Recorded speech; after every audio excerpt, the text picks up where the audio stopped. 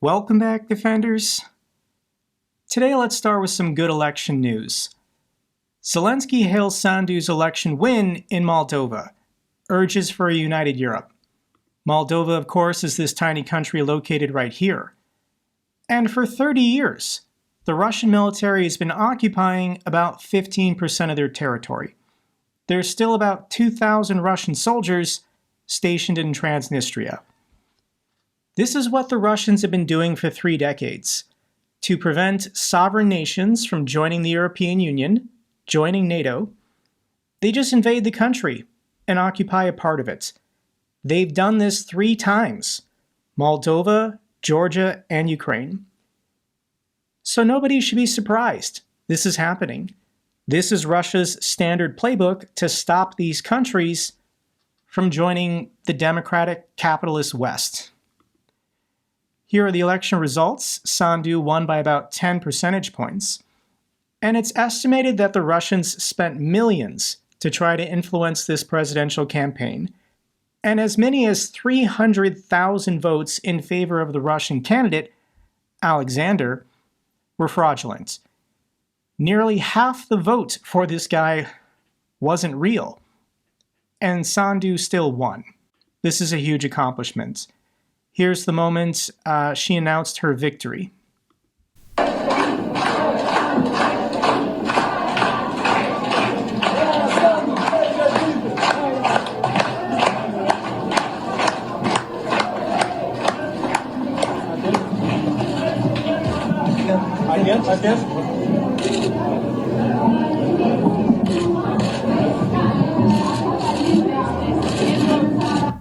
Moldova's constitution has now been officially amended, and they're on the path towards EU membership.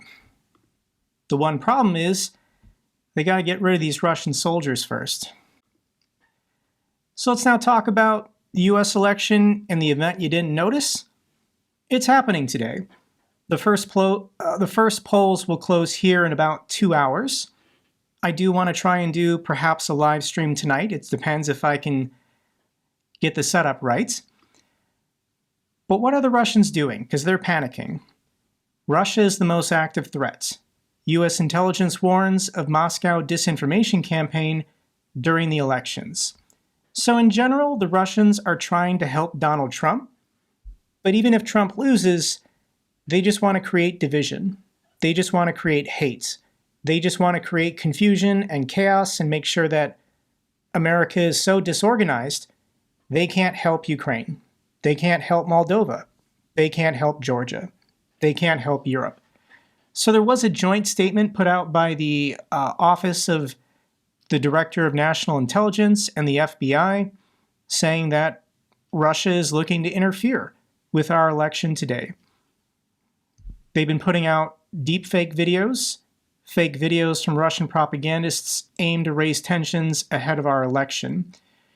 Now that we're in the age of AI and super spreader platforms like Elon Musk's Twitter does nothing to take these videos down, there's going to be a lot of chaos, confusion, and uncertainty deliberately caused by the Russian government in our democracies.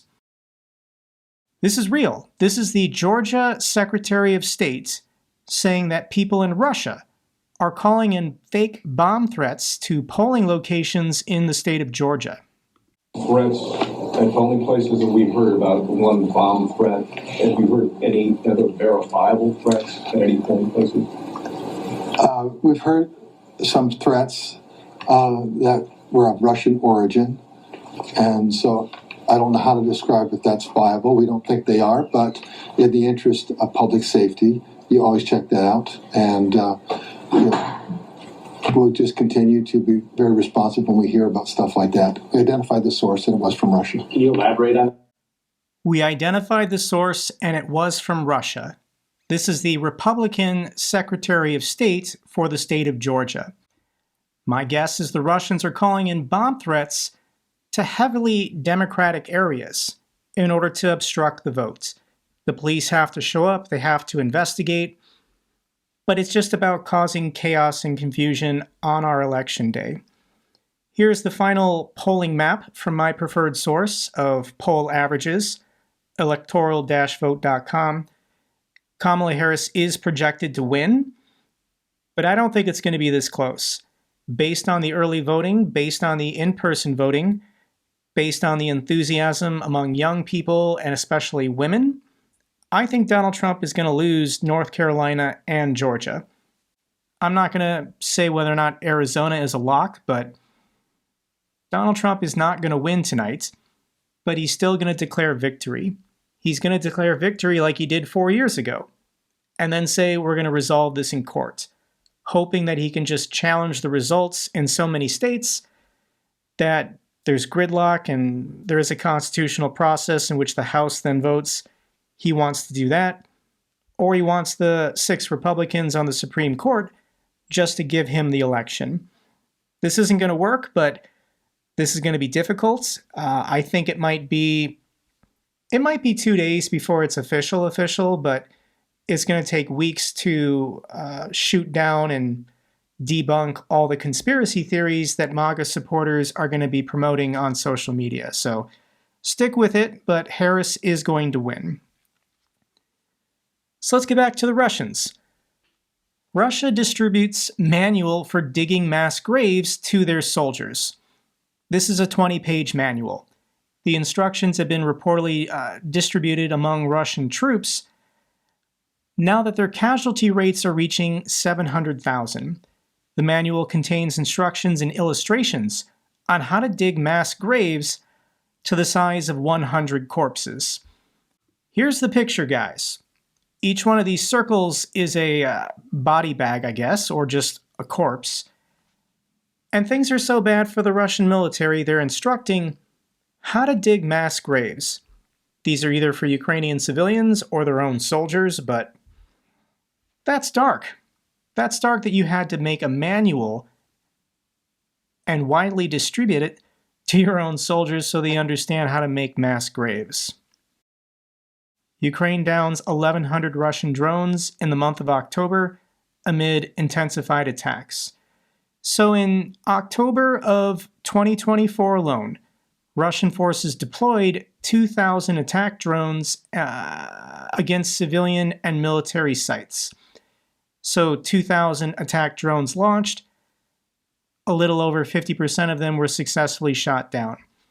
Here's the graphic tracking all the drones fired every single day. And is this normal? What is the perspective here? So since the start of the year, Russia has launched 6,987, and 2,000 of them were just in the month of October, leading up to the November election here in the United States. So either Russia had a breakthrough in production, or they were saving up inventory to just dump it on Ukraine this month.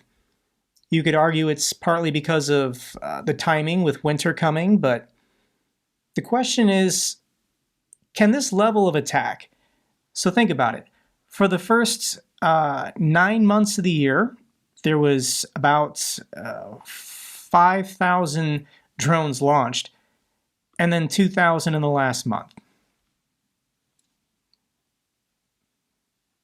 I certainly hope Russia can't keep up this pace, but this is an alarming escalation.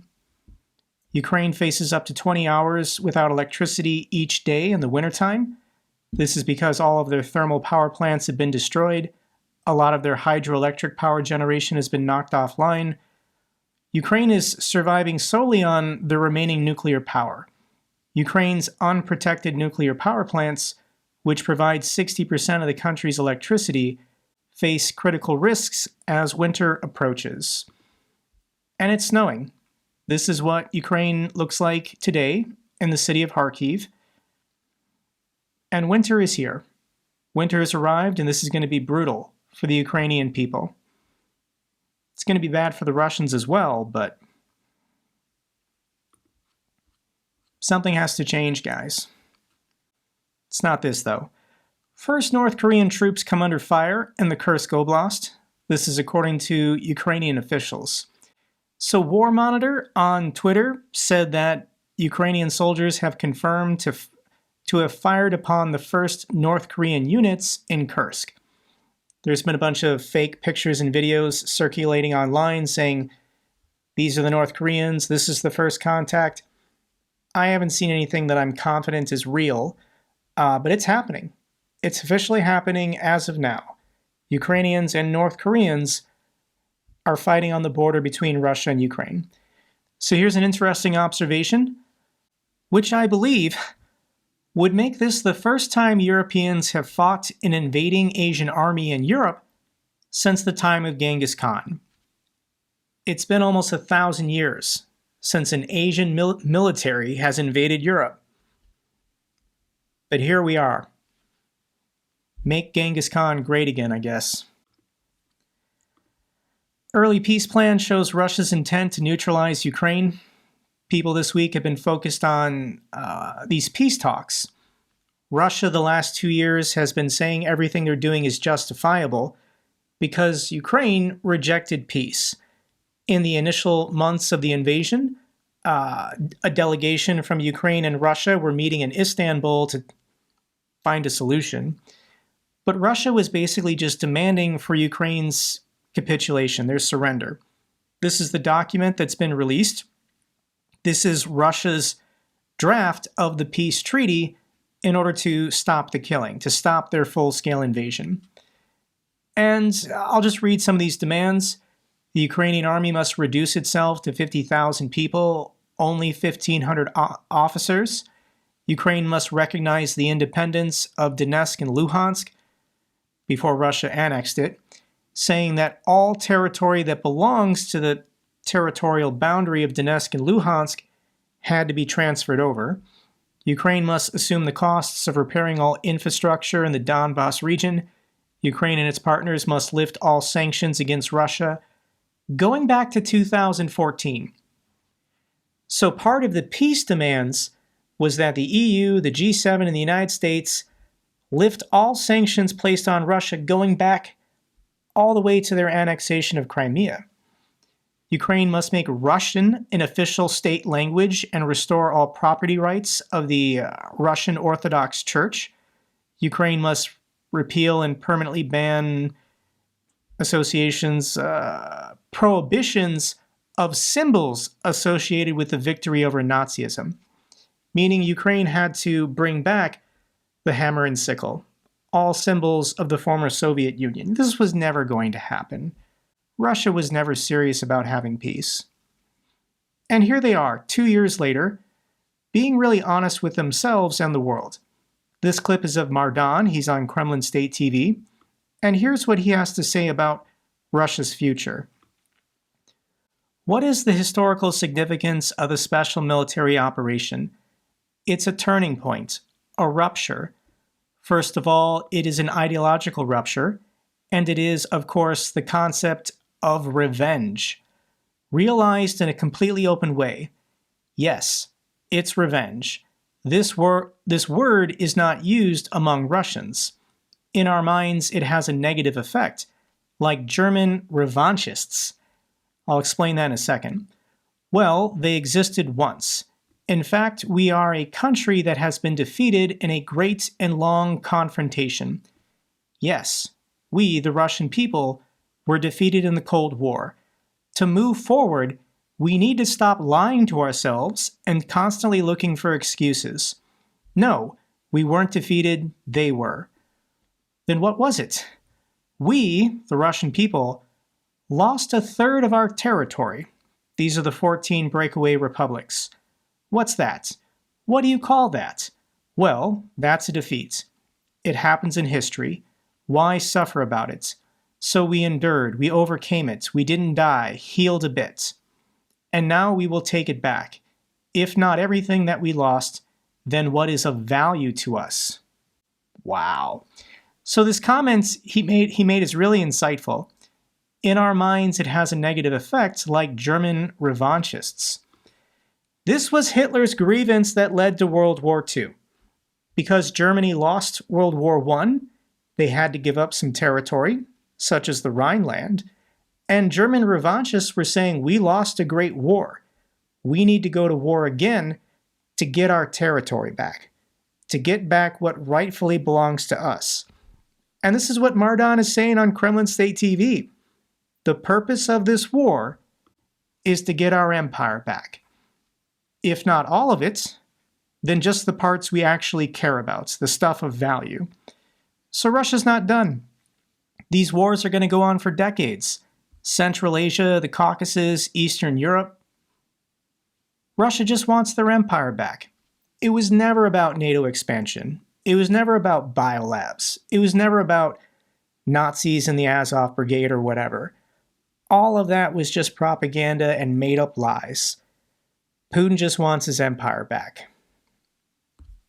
We're going to stop him. Thankfully, the Russian military is corrupt and incompetent. Don't say purge. One more Russian general arrested on corruption charges. So every general in the Russian military is corrupt. Corruption is basically designed and built into the system to maintain loyalty. So when a general is purged for corruption, Putin did this for some kind of political reason. This guy made a mistake. He offended the wrong person. He wasn't loyal enough. Too close to somebody who's already been purged. We'll never know the real reason. So let's get the latest reports from the average Russian soldier. We're getting a lot of these videos. There's been a severe uptick in Russian soldiers filming videos complaining. I'm sure it has to do with the increased tempo and the increased casualty rate. This group of Russian soldiers is saying that they're all infected with hepatitis C. And if you're infected with hepatitis C, you shouldn't be on the front lines in a combat position. You're contagious. So these guys are complaining that they were supposed to receive medical treatment or be given a different job, and they were reassigned to go back to the front. Here's what this group of Russian soldiers is saying. Dear viewers and people who will watch this, we want to address you for help. It's about us contract soldiers and the mobilized. We served in the Russian army, in the 1428th and the 95th Regiment. Yesterday, under the pretext of the military commission examination, we were sent from the front lines in Kharkiv to a unit in Novgorod. When we arrived there, we found out that we were brought here not to be examined by the military commission, but for reassignment to a new regiment. So 17 out of 22 of us have a socially dangerous disease, hepatitis C. There is an order from Vladimir Putin that a soldier with hepatitis C cannot serve and be on the front lines. That is, this can be equated to the fact that our commanders send us with viral hepatitis C to infect other people in the Russian military. For what? So Ukraine can win and a lot of our fighters can die with a virus? So that later their relatives can also get infected? It's a criminal offense. Everyone knows it. People got to go to jail for this. So we came here and blah, blah, blah. All these men are going to die. But yes, hepatitis C is highly contagious. You shouldn't be serving on the front lines in a combat position where it's dirty and people can get wounded. And Russia's just shooting itself in the foot by forcing these guys who are highly contagious to be interacting with their comrades in trenches. Jesus. So Russia needs more troops. They got to keep the meat flowing. Russia grants citizenship to over 3,300 foreigners under Putin's military degree. So there's a catch. Russia has been tricking people to come to Russia for either school or work, and then forcing them into the military. This is a hilarious clip of a man from Uzbekistan who received Russian citizenship to live and work in Russia on August 28th. He was then told because he's a Russian citizen, he needs to register for the Selective Service. He refused to do that, so he lost his citizenship. So at like his deportation hearing or something, he was told, you can get your Russian citizenship back if you join the military. And this guy does not want to join the military. So I'm going to play this clip and you can just listen to the tone in his voice. Присаживайтесь, пожалуйста. Я не буду представиться. Я зачем должен? Я все четко сделал. Четко что вы сделали? Да заберите эту гражданку. Принято Все. решение о неразрешении въезда на территорию Российской Да Федерации пускай будет в так. течение 5 лет. Да пускай 10 Решение лет будет. принято. Плевать мне уже. Также хотел предложить вам службу вооруженных Ничего сил не Российской надо. Федерации, так как при поступлении на военную службу по контракту есть ускоренное получение гражданства. Товарищ младший лейтенант, мне ничего не надо. Прапорщик. Все. Товарищ прапорщик. А мы же хотели жить в России. Все уже. Ознакомьтесь, пожалуйста, с уведомлением. Да не надо мне о решении ознакомиться. въезда Я вам на еще территорию раз Российской говорю. Федерации. Вы отказываетесь подписывать данное Да. уведомление? So he's just done. He was trying to live and work in Russia, I think, for a better life than in Uzbekistan, but he doesn't want to die in a meat assault in Ukraine, so he's just probably going to leave. I mean, he's probably going to be arrested, but he's trying to get out. So Russia is looking for more bodies, and they raided a Ozon warehouse. Ozon is like a delivery service company, but here's Russian forces lining up the guys to see who's dodging the draft and who might be available for mobilization.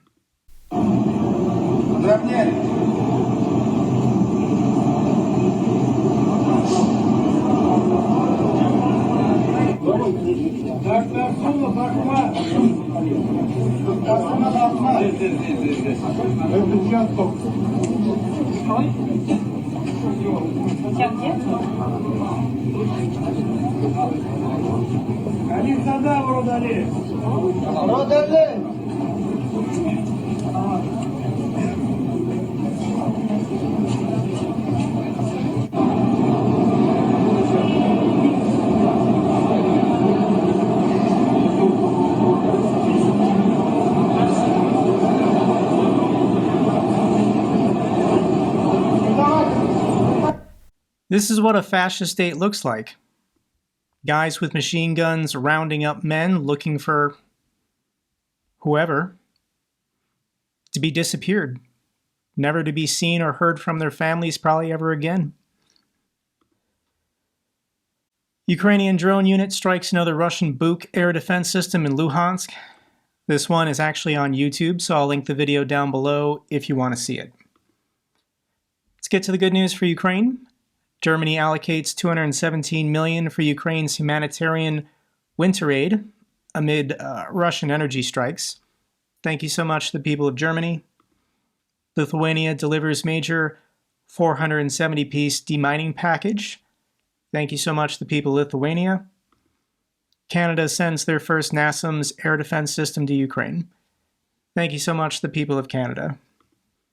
Australia donates retired JDAM ER precision bombs. Thank you so much to the people of Australia. And final clip, as it's getting colder in Ukraine, Ukrainian defenders were driving through the front and they spotted something in a destroyed building. Wait for it.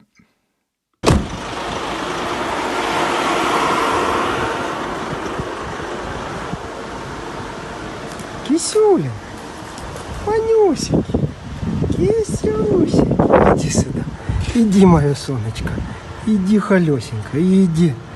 Ты что, ты тут одна? Моя Котя, моя Ляля, иди сюда, иди, иди. Иди куску сделай, иди. Иди кусечку, иди масечку такую делай, иди. Иди, Манюся. Сейчас я тебе дам, сейчас. На. Иди сюда, иди.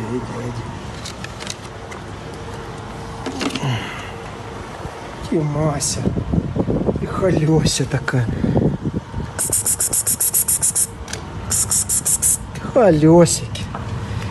Халёсики, Масики. Кушай, солнышко, кушай.